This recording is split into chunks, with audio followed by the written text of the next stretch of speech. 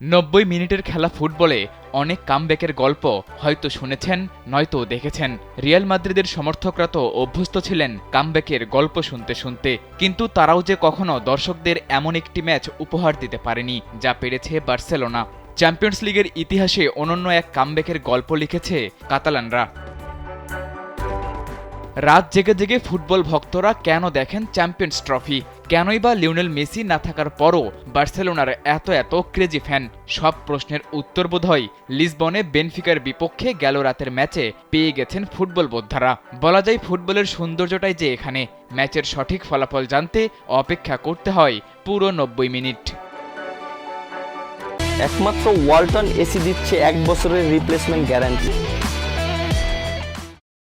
Champions লিগের শেষ ১৬তে ওঠার লড়াইয়ে মঙ্গলবার রাতে বেনফিকার মুখোমুখি হয় বার্সেলোনা। ৫-৪ গোলের সেই থ্রিলার যে চ্যাম্পিয়ন্স লিগের ইতিহাসেরই অনন্য এক নজির। এর আগে এমন ম্যাচ কখনোই দেখেনি এই টুর্নামেন্ট।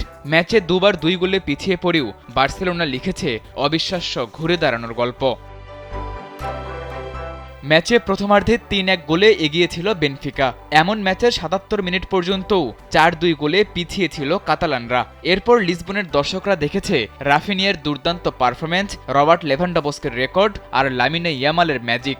সম্মিলিত এই প্রচেষ্টায় ম্যাচের ৯৬ মিনিটের গোলে স্মরণীয় করে রাখার মতো এক জয় নিয়ে ঘরে ফিরেছে বার্সেলোনা। চ্যাম্পিয়ন্স লিগে বার্সেলোনার ঘুরে দাঁড়ানোর গল্প এবারই প্রথম নয়। এর আগেও চ্যাম্পিয়ন্স লিগের ২০১৬-১৭ আসরে শেষ ১৬য় পিএসজির বিপক্ষে প্রথম লেগের ৪ গোলের ব্যবধান ঘুচিয়েও জিতেছে বার্সা।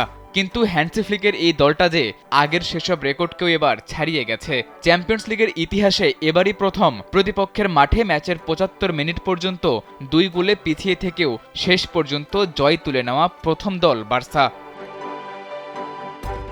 এমন জয়ের পর স্বয়ং বার্সা কোচ নিজেও খেলাটিকে পাগলাটে এক ম্যাচ বলে মন্তব্য করেছেন।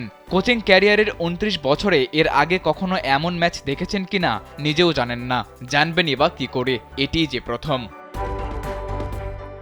সাদাতুর রাফি, কালবেলা।